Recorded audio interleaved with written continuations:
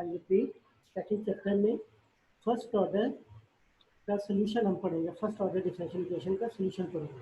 जो पहला मेथड है वो है separation of variable method. Separation of variables method हमारा पहला मेथड है जो हम पढ़ेंगे, सिंपल मेथड है। अब देखें, सबसे पहले तो हमने दो चीज़ें इसमें, जब भी आप कोई भी मेथड लगाते हैं तो उसमें दो चीज़ें चेक करनी होती हैं। एक आपका होता है चेक करना कि क्या ये मेथड लग सकता है कि नहीं लग सकता। फिर दूसरी चीज़ होती है मेथडोलॉजी, यानी कि इसको इस्तेमाल कैसे करते हैं। ये दो चीज़ें होती हैं जब भी आप कोई काम करते हैं तो इसमें ये दो चीज़ें। अब जैसे देखें, ये क्वाड्रेटिक की क्वेश्चन है तो आप इसमें क्वाड्रेटिक फार्मूला है। अगर ये क्वेश्चन हो, फर्स्ट करें कि 2x - 3 = 0, तो सबसे पहले इसको चेक करेंगे कि ये क्वाड्रेटिक है कि नहीं, उसके बाद ही क्वाड्रेटिक फार्मूला लगेगा ना। ऐसे तो नहीं डायरेक्ट लग जाएगा, पहले चेक किया जाता है कि ये क्या क्वाड्रेटिक है कि नहीं। अगर क्वाड्रेटिक हो तो फिर उसके बाद उसके मुताबिक फार्मूले होते हैं। अब सबसे पहले यहाँ पे हमने सेपरेशन ऑफ वेरिएबल लगाना है, तो उससे पहले चेक करना है कि क्या इस पर सेपरेशन ऑफ वेरिएबल लग सकता है कि नहीं लग सकता। जब लग जाएगा फिर हम उसके बाद फिर इसका मेथड पढ़ेंगे कि हमने इसको मेथड को कैसे अप्लाई किया। पहले चेक किया, उसके बाद इसको अप्लाई करते हैं। अब सेपरेशन ऑफ वेरिएबल इसके नाम से ही पता है, इसके नाम से क्लियर हो गए कि वेरिएबल्स को हमने क्या करना है, सेपरेट करना है। ठीक है, तो इसकी थ्योरी तो अभी आपको समझ नहीं लगी, कि थ्योरी से पहले मैं एग्जांपल देता हूँ, वो आपको समझ आ रही है। इसके अंदर जब हमने चेक करना है तो हमने वेरिएबल्स को सेपरेट करना है। अभी मैं एग्जांपल कहूँगा तो आपको सबसे पहले क्या करना है, वेरिएबल्स को सेपरेट करना है। अगर सेपरेट हो जाएं, अगर वेरिएबल्स डिफरेंशियल इक्वेशन में सेपरेट हो जाएंगे, फिर हम ये मेथड लगाएंगे।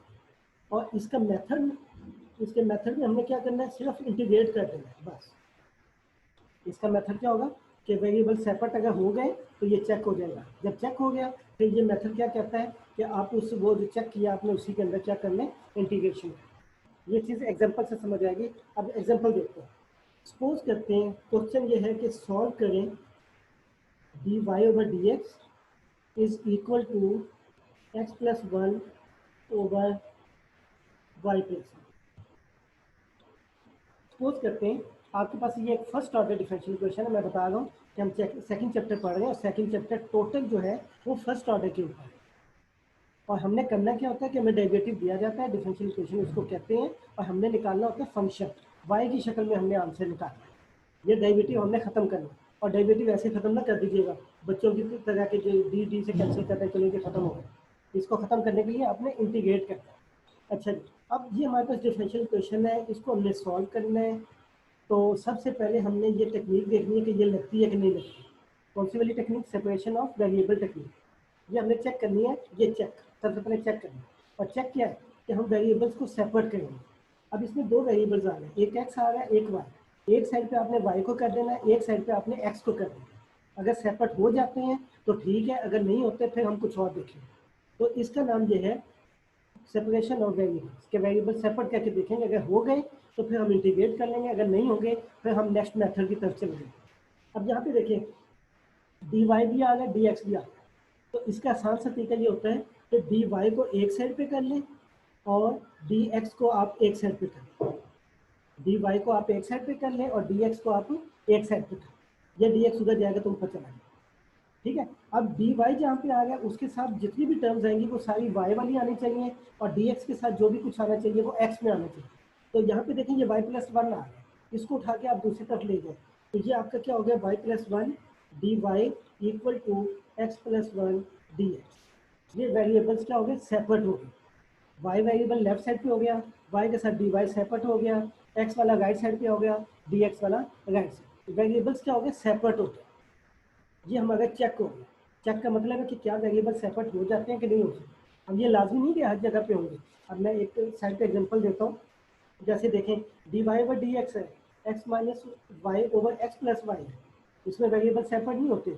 आप देखें, जब सबसे पहले डी एक्स को उधर लेके जाएँ तो ये हो जाएगा, डी एक्स हो जाएगा। अब यहाँ से आप वाई निकाल के उस साइड पे नहीं लेके जा सकते, इसमें वाई कभी भी आप निकाल के इधर नहीं लेके जा सकते। इसी तरीके से देखें, अगर मेरे पास हो D Y over D X log of X Y, ठीक है, तो अब सबसे पहले तो डी वाई को एक साइड पे करते हैं, तो ये डी वाई किसके इक्वल आ जाएगा, लॉग ऑफ एक्स वाई, और साथ क्या आएगा, डी एक्स। अब यहाँ से भी आप वाई को उठा के उस साइड पे नहीं लेके जा सकते, निकाल नहीं सकते साइड पे। ठीक है, जब आप वेरिएबल को सेपरेट ना कर सके तो फिर ये मेथड फेल हो जाता है।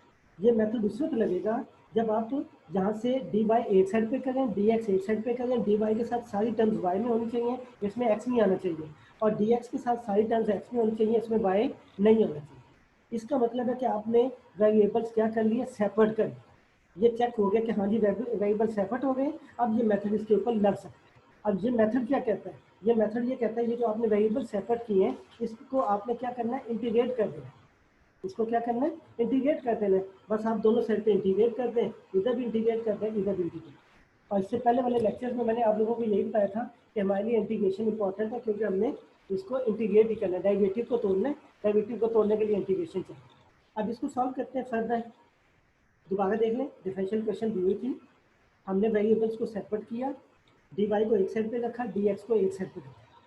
तो dy डिपेंडेंट वेरिएबल होता है, इसलिए y को यहाँ पे रखा जाता है, कुछ लोग यहाँ पे x को भी रख लेते हैं, कोई फर्क नहीं पड़ता, क्योंकि यहाँ से देखो जब y और x होता है तो उसमें y जो होता है वो डिपेंडेंट होता है, जो ऊपर वाला होता है वो डिपेंडेंट होता है, नीचे वाला इंडिपेंडेंट होता है। और अगर कोई पता ना लगे कि कौन सा डिपेंडेंट है कौन सा इंडिपेंडेंट है, तो y और x में ज़्यादातर y डिपेंडेंट लिया जाता है। तो डिपेंडेंट को आप लेफ्ट साइड पे रखा करें, इंडिपेंडेंट को आप राइट साइड पे रखा। अच्छा, अब जब आपने सेपरेट कर लिया तो इसका मतलब इस पर यह टेक्निक लग सकती है। और इस टेक्निक का मेथड क्या है, इस टेक्निक की मेथडोलॉजी क्या थी कि आपने इंटीग्रेट कर, तो इंटीग्रेट करते हैं, इसको आपने दोनों साइड पे इंटीग्रेट कर लिया। इसका इंटीग्रेशन क्या आया, Y square by 2 plus Y आ जाएगा, और इसका इंटीग्रेशन क्या आ गया, X square by 2 plus X आ। ये आंसर निकल आया, क्योंकि डेरिवेटिव आपने खत्म कर दिए। ये जो डेरिवेटिव थे खत्म कर दिए थे, हमारा आंसर क्या होता है, अभी मैंने बताया था कि हमारा आंसर वाई की शक्ल में आएगा, तो ये हमारा आंसर वाई की शक्ल में आ गया। ठीक है। अच्छा, फिर मैंने फंक्शन बताए थे दो किस्म के, कि अगर तो फंक्शन आपका इस तरह का हो y equal to F of X, यानी कि x वाली टर्म एक साइड पे हो, y वाली एक साइड पे हो, तो ये एक्सप्लिसिट आंसर होता है। और अगर ऐसा हो कि ये मिक्स होके आ जाए तो ये इम्प्लिसिट होता है। तो यहाँ पे देखें ये मिक्स होके आया होगा, ठीक है। तो यहाँ पे y सेपरेट नहीं है, यानी कि ये y स्क्वायर बाई 2 भी नहीं आना चाहिए, ये सिर्फ y होना चाहिए, ये सिर्फ y होना चाहिए, जबकि यहाँ पे y स्क्वायर दिया, तो ये इम्प्लिसिट है। ठीक है, तो ये इसका क्या हो गया आंसर। अब एक आप लोगों ने इंटीग्रेशन में पढ़ा होगा कि हम कांस्टेंट ऑफ इंटीग्रेशन सी लगाते हैं, तो वो सी आप वैसे तो दोनों साइड पे लगना चाहिए, मगर फिलहाल आप ये याद रखें कि जो इंडिपेंडेंट वाली साइड है वहाँ पे आप सी लगाएं। इंडिपेंडेंट वाली साइड पे आपने क्या लगाना है, सी लगाना। ठीक है, मैं भी दो क्वेश्चन लिख रहा हूँ, आप लोग ये दो क्वेश्चन नोट कर लें और उसको फिर नेक्स्ट क्लास से पहले आप स्टार्ट करें। 5:30 मेरे ख्याल में क्लास ये एंड हो जाएगी, तो मैं दो क्वेश्चन लिखने लगा, तो आप ये जल्दी से लिख लें, या मैं व्हाट्सएप पे शेयर कर दें तो वहाँ पे आप इसको क्वेश्चन को सॉल्व करें। ठीक है, और मेरी अगली क्लास जो होगी वो 5:45 पे होगी, 15 मिनट का गैप देगा, उसमें आप इस चीज़ को डिस्कस कर लेंगे। सर 15 मिनट में सर नमाज यहीं पढ़ेंगे हम सर। सर यहीं पे लिखें सर। बेटा यहाँ पे क्लास खत्म होने वाली है ना, 15 यहाँ पे मेरे पास 1 मिनट लिखा आ गया, 1 मिनट के बाद स्क्रीन गायब हो जाएगी। मैं लिख देता हूँ, मुझे तो कोई क्लास नहीं, फिर आप लोग जल्दी से पेपर पे लिख लें और ये फिर इसको सर व्हाट्सएप पे भेज दिया, मैं उधर व्हाट्सएप पे उधर भेज दिया, नहीं समझ आ रही व्हाट्सएप सर। पे भेजें, व्हाट्सएप पे भेजें, मैंने तो फिर बेटा यहाँ ना यही कहा भेजें। था, मैं तो यही कह रहा हूँ, ठीक है यहाँ पे आप लोगों को ठीक है ईजी है सर। ताकि। सर आप व्हाट्सएप का ग्रुप बना लें तो कहते हैं हम क्यूरी भी वहाँ कर लिया करें जो हमारे घर में आएंगी हमें। कौन सी थ्योरी, क्यूरी सर, क्यूरी जो कभी देखो सॉल्व करे क्यूरी, बुक देखो आती हैं। एक बात याद रखें, क्यूरी जो है ना ऑल द टाइम आप कर सकते हो, ठीक है, मगर ये मैं जवाब उस वक्त दूंगा जब मैं व्हाट्सअप देखूंगा। ठीक है, मेरे लिए इशू होता है कि बाद व्हाट्सअप मैं नहीं देखता, क्योंकि क्लासेज हो रही होती है उस टाइम मैं नहीं देखता, आगे पीछे जैसे ही देखूंगा उसको जवाब दूंगा। ठीक है, मैं 24 घंटे अवेलेबल, कोई मसला नहीं, क्वेश्चन में पढ़ के मैं सर आपको ये इशू है कि व्हाट्सएप हम आपको नहीं कर सकते ना सर। बेटा आप क्वेश्चन करके आप कॉल कर सकते हैं, आप जूम की कोई मीटिंग दोबारा रख सकते हैं क्यूरीज की, कोई ऐसा वो नहीं। मुझे आप बता दें जूम पे हम एक क्लास रख लेंगे संडे को, पढ़ाऊंगा नहीं आपकी क्यूरीज के लिए। अच्छा चलेंगे, अब टाइम खत्म होने लगा इसका, मैं ये स्क्रीन ऑफ करके उस पर आने लगा हूँ व्हाट्सएप पे, और अगली क्लास 6:45 5:45 पे होगी।